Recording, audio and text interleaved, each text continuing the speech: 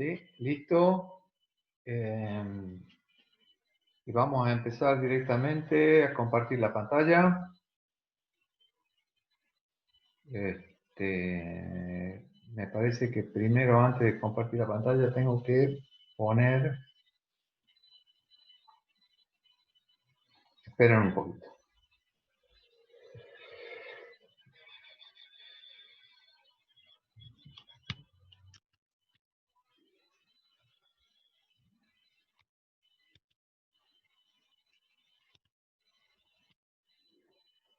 Ahí está.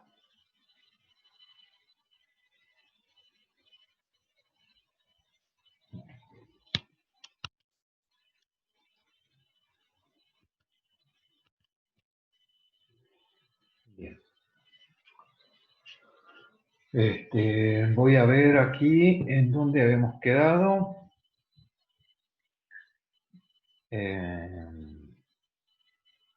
Habíamos terminado prácticamente DNA, ¿no? O sea que... Sí, sin embargo hay una diapo que les quería mostrar. Y esto se hace así. Bueno, ahora me voy a la clase. Ahí está. Ya estamos en la sala. Y ahora compartimos.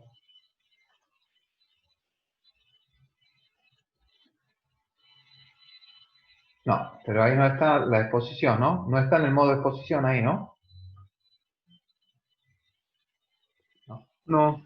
No, esperen un poco. Algo he hecho mal.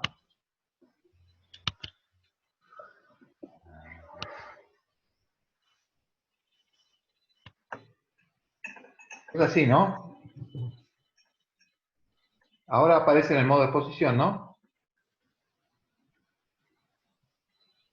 Aún no. ¿No?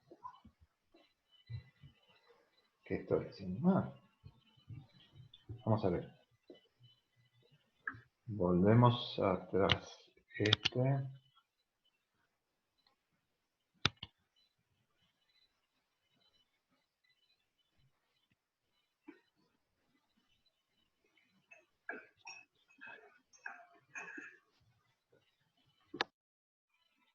Ahora.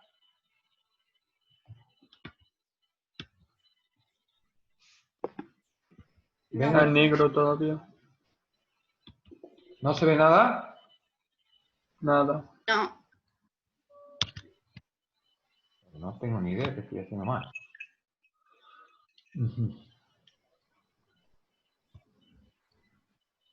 Vamos a... esperen un poquito. Hacer un stop de esto. Nos vamos a...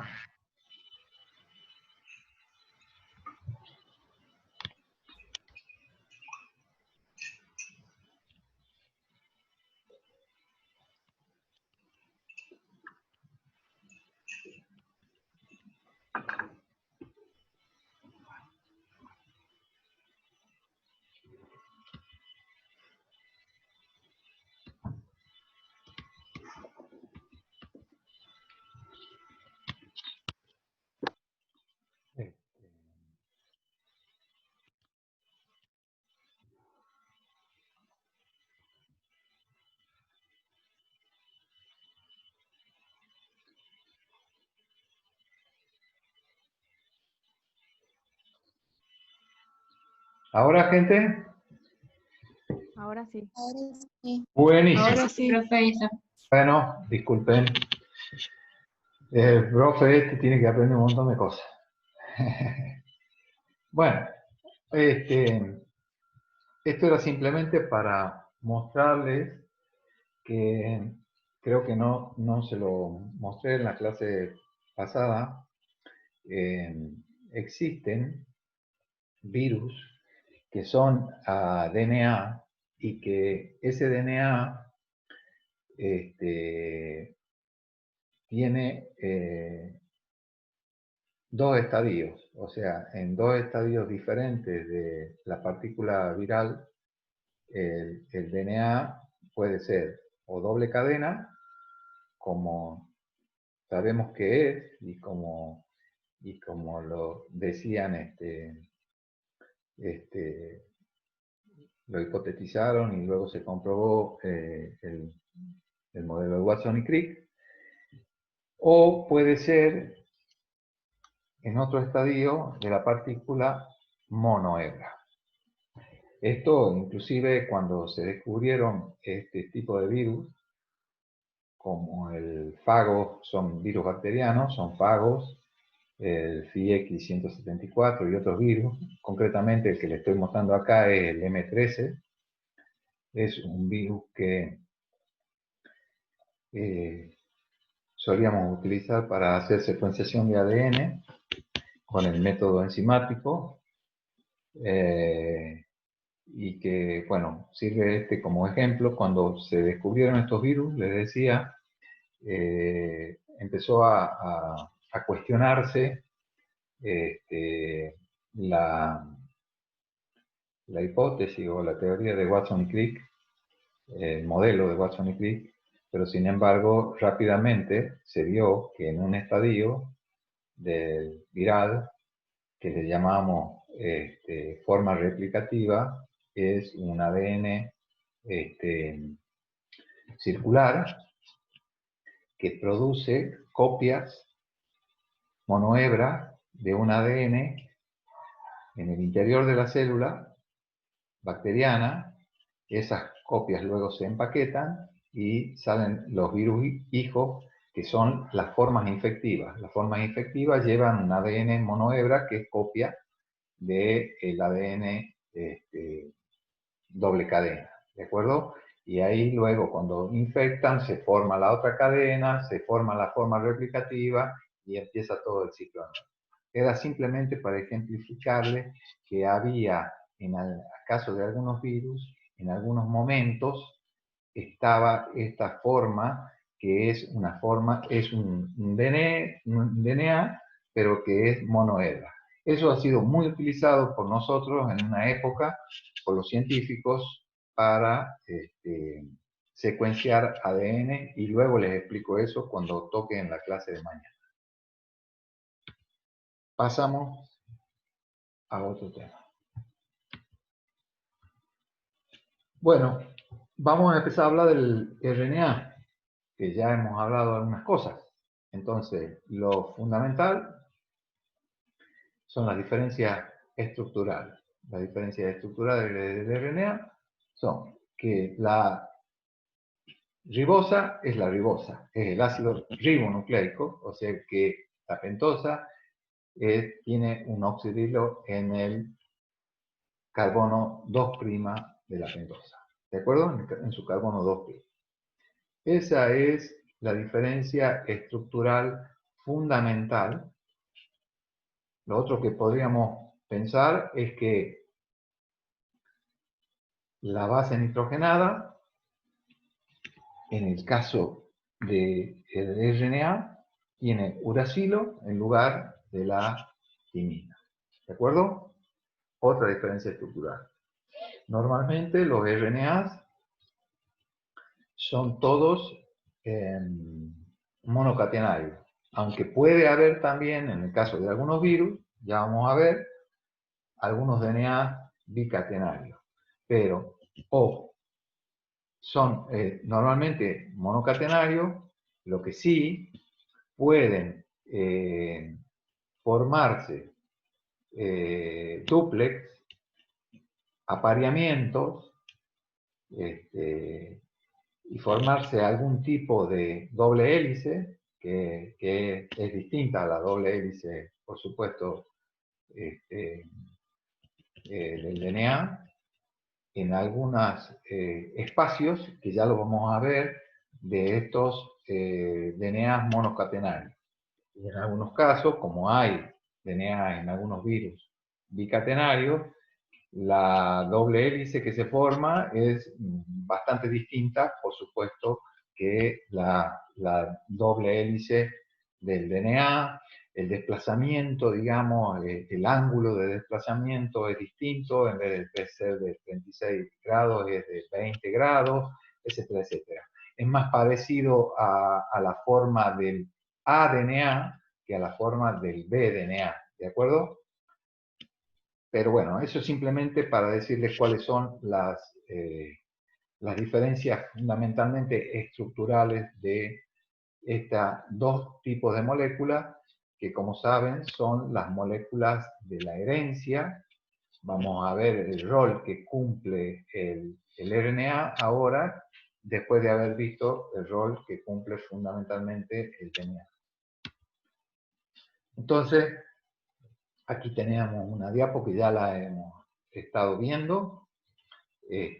Hacia la izquierda tenemos una monohebra de DNA y hacia la derecha tenemos la monohebra del polinucleótido RNA. Estos están en ambos casos puestos de arriba hacia abajo, de 5' a 3'. Y bueno, quiero decirles fundamentalmente que esta cadena simple de RNA le permite al RNA tener una flexibilidad y adoptar conformaciones diversas, cosa que no ocurre con el DNA.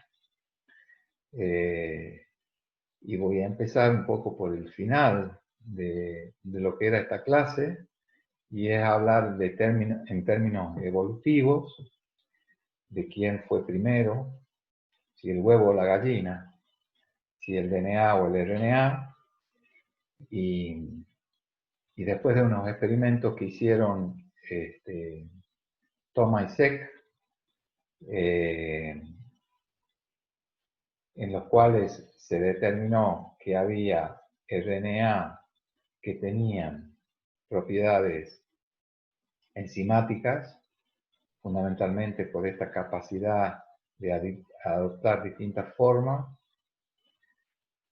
Se hipotetizó y se, digamos,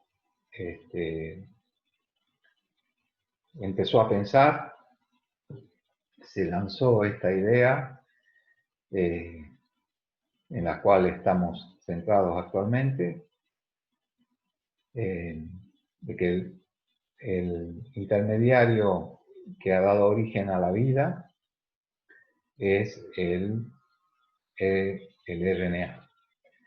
Esto significa, y esto fundamentalmente porque tiene la capacidad de llevar información, de portar información, pero también tiene la capacidad de tener habilidades o propiedades enzimáticas. Ya las vamos a ver, esas propiedades enzimáticas, cuando veamos los intrones, porque esto fue, como dije, descubierto estudiando los intrones de tetraimena, ¿de acuerdo? De un protozoo. Entonces, dicho esto, podemos pensar también que una de las diferencias claves que había entre el DNA y el RNA, que es que el DNA tenga uracilo y el DNA tenga timina, o mejor dicho, que en el DNA esté reemplazado el uracilo por la timina.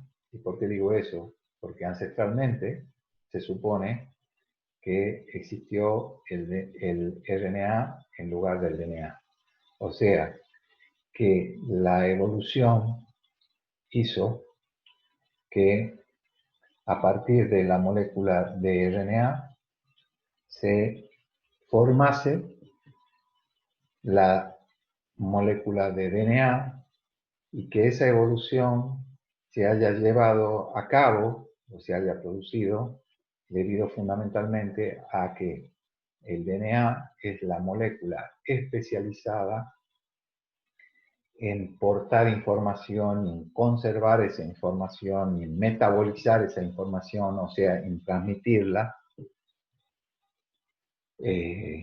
como producto de la evolución. Entonces surge la molécula de DNA como una molécula especializada. ¿Por qué? Porque el RNA, al ser monohebra, al tener esas capacidades de plegarse sobre sí mismo, también la hace que es una molécula mucho más lábil. Nosotros los científicos y las científicas, cuando trabajamos en el laboratorio, normalmente aprendemos a trabajar con DNA y luego aprendemos a trabajar con RNA, porque el RNA es muy difícil de trabajar. Normalmente usamos barbijos, estos que usamos ahora por la pandemia, porque nosotros cuando hablamos, cuando nos movemos, cuando estamos manipulando RNA, hay un montón de RNasas que producimos y que hacen que el RNA con el cual estamos trabajando se hidrolice, se desvanezca fácilmente y lo perdemos en un montón de procesos que estamos haciendo experimentalmente. Entonces, normalmente aprendemos a trabajar con DNA, que es mucho más fácil de trabajar, y luego, cuando ya tenemos cancha, cuando ya sabemos trabajar bien en el laboratorio, recién empezamos a trabajar con RNA para que nos demos cuenta, un ejemplo, de la labilidad que tiene esta molécula. Bueno, entonces tenemos que pensar también que ¿por qué el DNA tiene T en lugar de U? Y eso lo hemos aprendido o lo hemos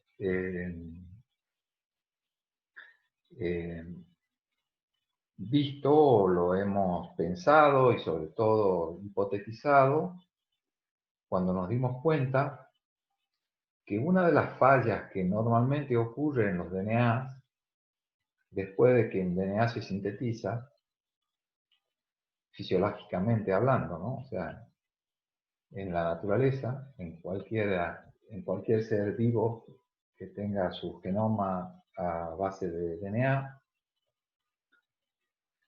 ocurren errores, ocurren cambios. Esos cambios, como hemos visto, las DNA polimerasas son súper eficientes y precisas, casi no cometen errores, ni cometen errores cada 100 millones de nucleótidos incorporados, pero a veces se producen esos errores espontáneos, y uno de esos errores más frecuentes es la aparición de un uracilo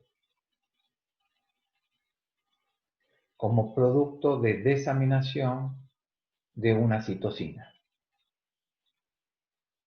Si vamos, a ver si lo tengo por acá cerca. Bueno, eso está al principio de todo. Déjenme que vaya al principio de todo. Vamos a ver, ahí está. A ver.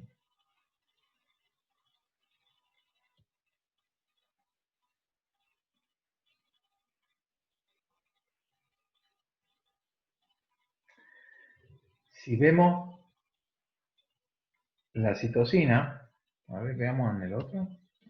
Ahí está, este está mejor.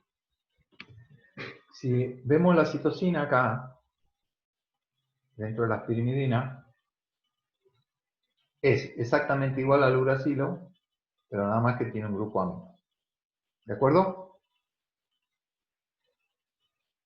Como se produce en la naturaleza una desaminación espontánea de la citosina y se transforma en uracilo, es que, y como hemos encontrado Eso lo vamos a ver más claramente o más profundamente cuando veamos la química biológica 2, lo que hagan la biológica 2. Pero lo que no la hagan, que me crean que existen los sistemas de reparación de ADN, que son todo un conjunto de sistemas enzimáticos que reparan después de haberse producido la duplicación, la replicación del DNA, van reparando los errores que se puedan haber cometido, que como ya lo hemos dicho 20 veces, son muy bajos el porcentaje de errores que se cometen. Uno de esos errores es la aparición en el DNA de un uracilo. Eso traería aparejado una mutación que se estabilizaría en la siguiente generación, porque ese uracilo se podría aparear con una adenina. ¿De acuerdo? Entonces, hay todo un sistema de reparación que detecta a los uracilos que se han producido por una desaminación espontánea de la citosina. Y esto explicaría por qué la evolución ha llevado a que el DNA tenga timina en lugar de tener uracilo, como una forma de poner en evidencia que cuando aparece un uracilo en el DNA es producto de una desaminación de la adenina y en consecuencia debe ser reparado. ¿Se entiende?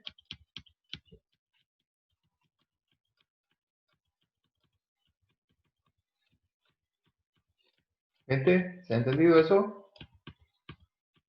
Sí, profe. Sí, profe. Muy bien. Bueno, entonces pasamos.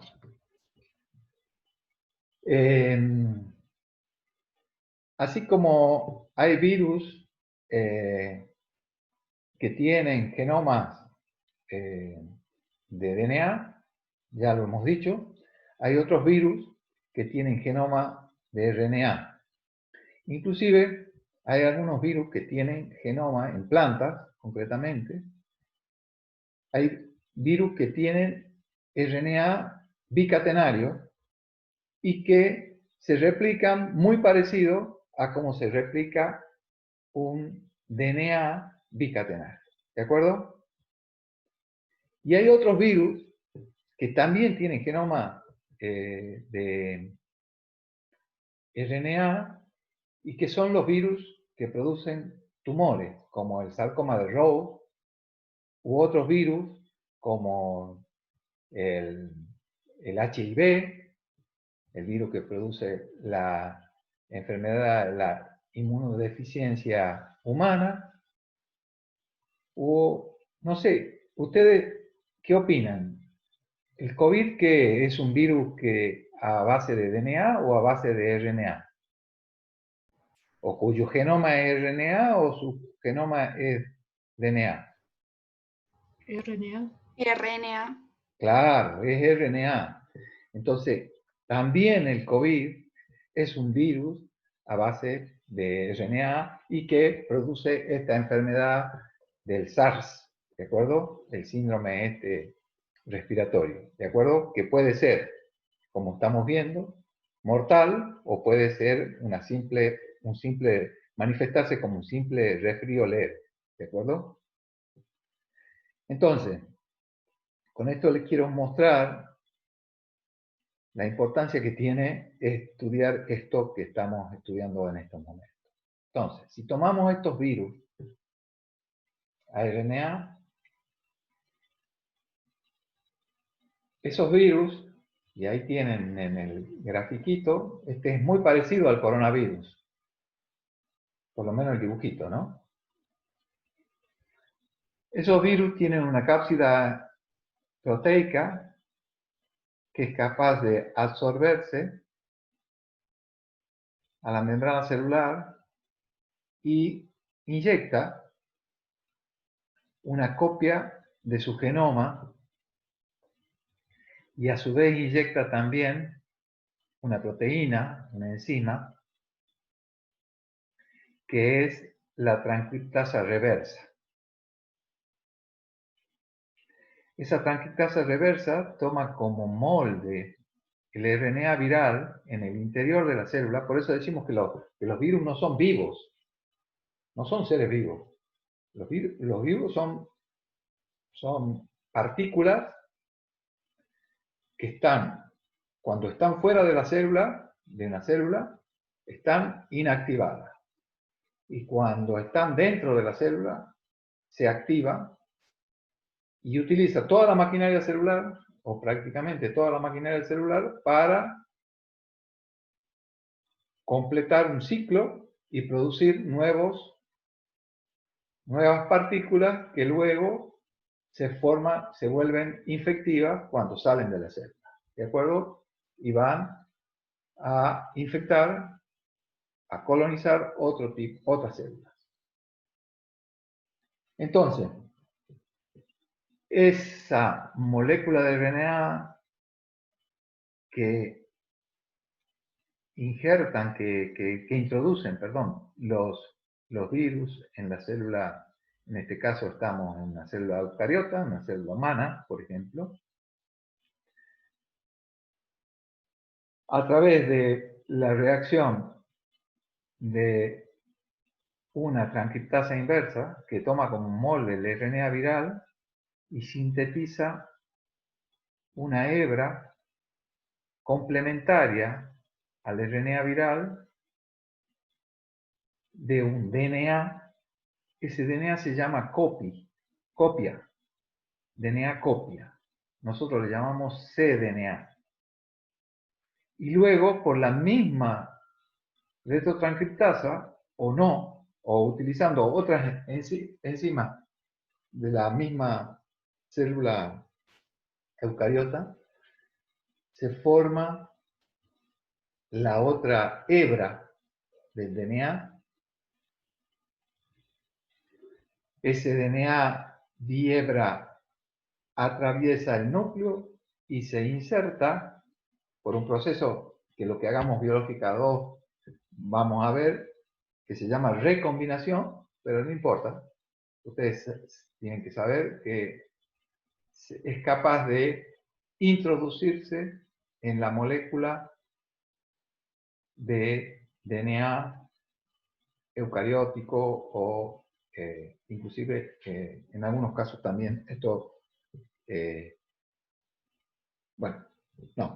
del DNA eucariótico, porque en casi todos los casos de lo que ocurre estamos hablando de DNA eucariótico.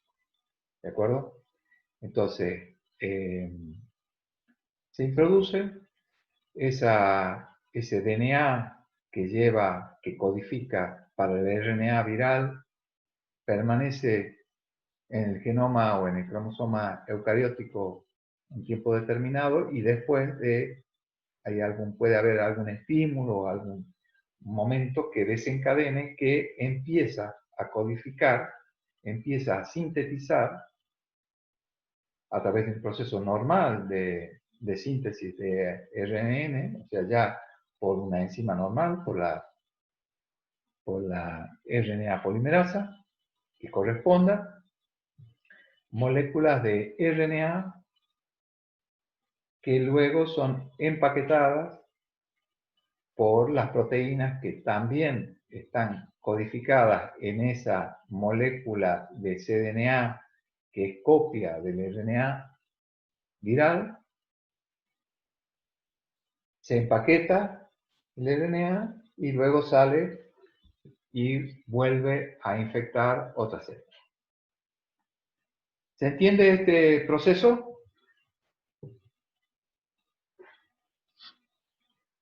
Sí, profe. Sí. Bueno, cualquier cosa me consultan.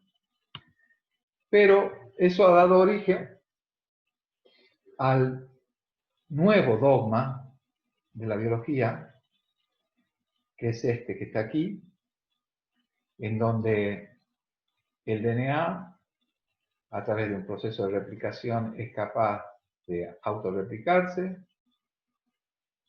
Ese DNA, a través de un proceso de transcripción, copia una molécula de RNA, pero este RNA, hemos visto, que en algunos virus también es capaz de ser molde y a través de una retrotranscripción catalizada por una retrotranscriptasa es capaz de sintetizar DNA. Es el ejemplo que acabamos de ver.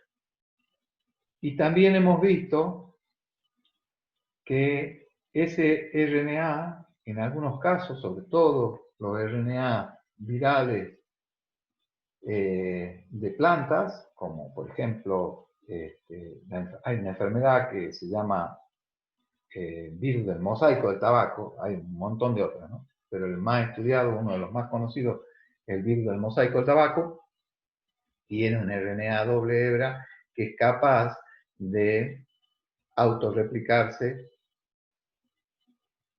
y formar RNA, que en definitiva ese RNA después, a través de un proceso de traducción, codifica para la formación o sirve de base para la síntesis de las proteínas, que son las encargadas de llevar a cabo la mayor parte del trabajo celular. Entonces, con esto tenemos ahora una visión mucho más amplia y sobre este paradigma o sobre este nuevo paradigma es en el cual tomamos como base para movernos en todo el tema de pensar, investigar, hipotetizar y trabajar en biología. Bueno, dicho esto, esta diapo simplemente para recordarme cuáles son los tipos de RNA. Normalmente hay tres tipos fundamentales de RNA que son los mayoritarios, aunque hay otros tipos de RNA también, ¿de acuerdo? Los tres RNA mayoritarios son el RNA ribosómico, que es el componente principal de los ribosomas, donde se lleva a cabo la síntesis de proteínas. El tRNA, que ya vamos a ver muy bien, que participa fundamentalmente en la síntesis de proteínas, es una molécula adaptadora, es la que transporta al aminoácido durante la síntesis de las proteínas. Y los mRNAs, lo estuve diciendo en cantidad que hay en la célula. Los mRNA, que son, cada uno de los mRNA es un mensajero que es la molécula intermediaria que se forma en todo proceso de expresión génica. Esa molécula intermediaria puede finalizar, está codificada por supuesto en el DNA, y puede finalizar en la síntesis de proteína o finalizar en la misma molécula de RNA, como es el caso de los tRNA. Los tRNA no se traducen, simplemente ellos son la molécula final producto de la expresión génica. ¿Se entiende eso? ¿Está entendido eso, chicos y chicas? Sí, profe. Bien. Bien. Entonces, esto ya también lo hemos visto, el flujo de la información va desde el DNA, a través de un proceso de transcripción, se forma la molécula intermediaria, que es el mensajero. Ese mensajero, a través de un proceso de traducción, forma el polipéptido o proteína. Esto lo habíamos visto cuando hemos visto la polaridad de la molécula, que no era lo mismo ver desde el 5' o desde el 3', y que el 5' tenía una correlación directa con el 5' del mensajero y con el amino terminal de la proteína, así como el 3' oxidrilo y el DNA se correlaciona directamente con el 3' oxidrilo del mensajero, del RNA mensajero, y con el carboxi terminal de la proteína. Ese es el flujo normal, y como hemos dicho recién, ese flujo génico, flujo de la información genética o flujo genético, puede quedarse en el mismo mensajero porque puede no llegar a proteína, como es el caso de los RNAs o de los tRNA, que son la molécula adaptadora en la síntesis de proteína. Espero que esto no sea un trabalengua y que se entienda perfectamente. Y si no, me paran y me preguntan. ¿De acuerdo? Bueno, y entonces si estamos hablando de flujo de la información, estamos hablando, en definitiva, de el código genético. Y como lo dije y estaba en la diapositiva anterior, ese código genético está determinado, digamos, es la relación que existe entre la secuencia del DNA, la secuencia del mensajero y la secuencia de la proteína. Ese código genético está especificado por 3 letras, o sea, por 3 bases. ¿De acuerdo? Y ese código genético tiene, como hay 4 nucleótidos, 4 bases, tiene 64 posibilidades de constitución de agrupamientos de A3. ¿No es cierto? De esas 64 posibilidades, que son las que están escritas aquí,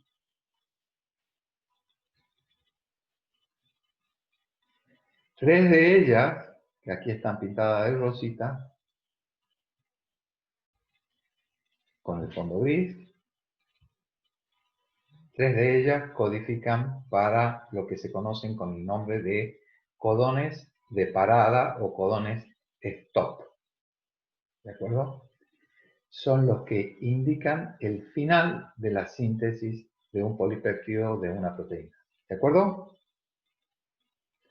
Todos los demás, o sea, los otros 61 codones, que son, vuelvo a repetir, grupos de nucleótidos de A3, secuencias, perdón, de 3 nucleótidos, esa es la forma correcta de decirlo, son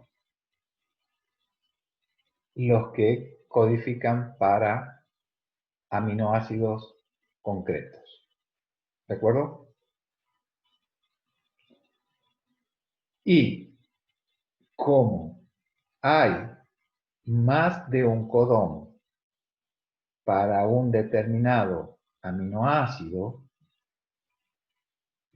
por ejemplo, esto lo pueden ver acá, aquí hay 2 para fenilalanina. Aquí hay 4, 6 para leucina. Aquí hay 3 para isoleucina.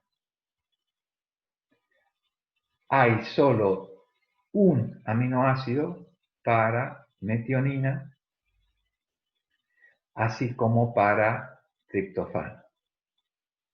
¿Lo ven acá? Los únicos 2 aminoácidos que están especificados por un único codón son el triptofano y la metionina. La metionina es casi el aminoácido clave por el cual empiezan casi todos, no siempre, porque a veces aparece una valina, los transcriptos que codifican proteínas. ¿De acuerdo? Y se llama normalmente metionina inicial. Bueno, este código genético tiene como característica fundamental que está degenerado y tiene como característica fundamental que es casi universal. O sea, es prácticamente universal.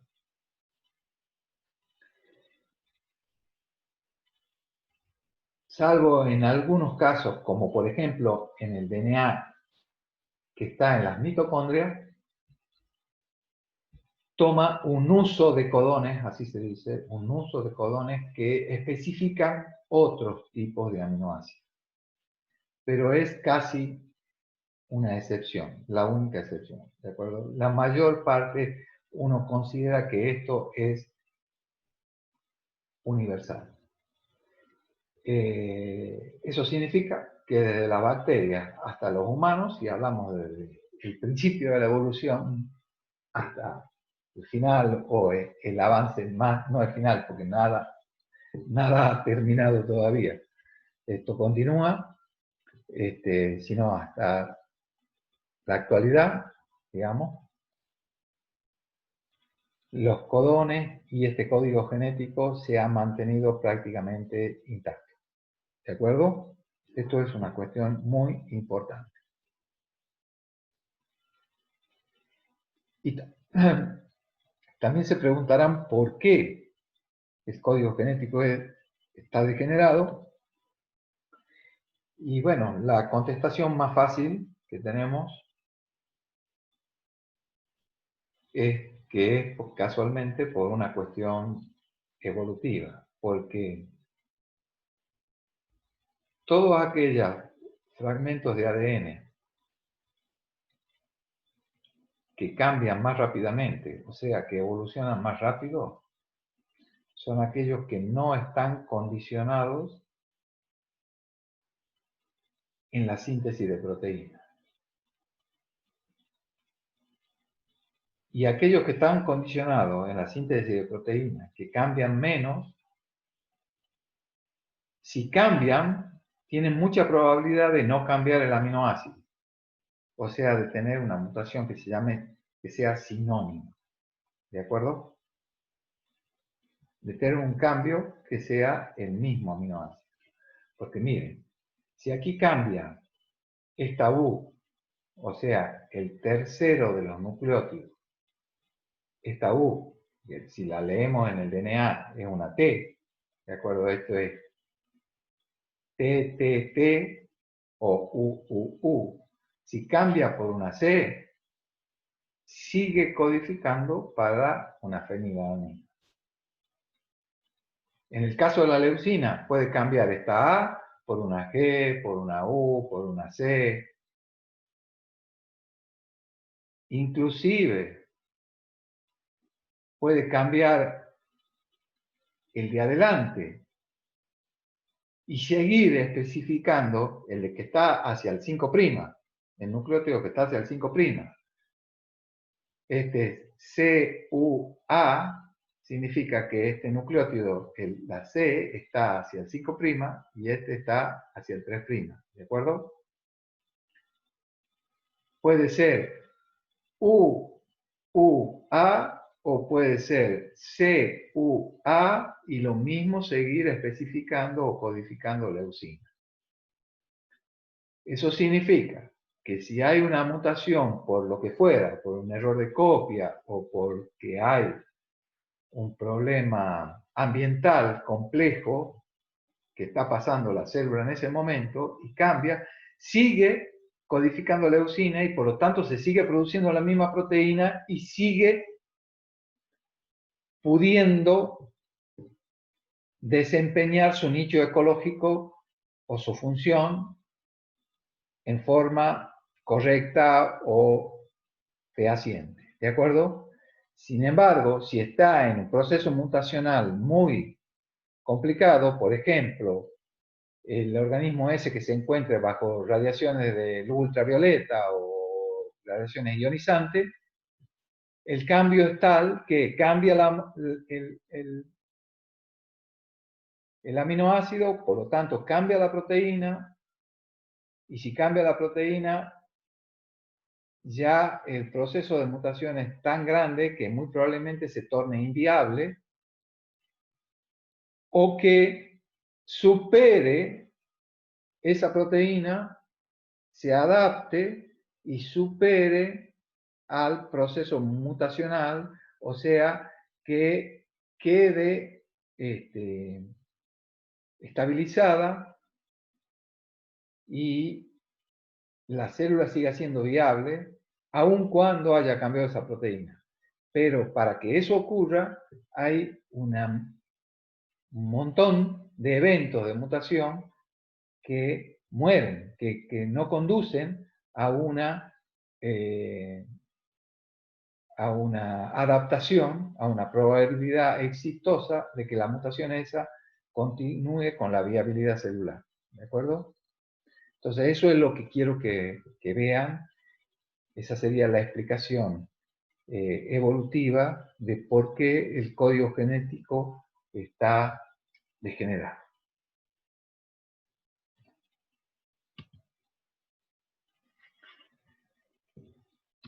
¿Se ha entendido eso que he dicho al último?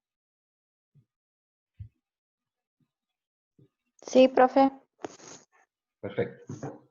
Bueno, vamos a seguir entonces.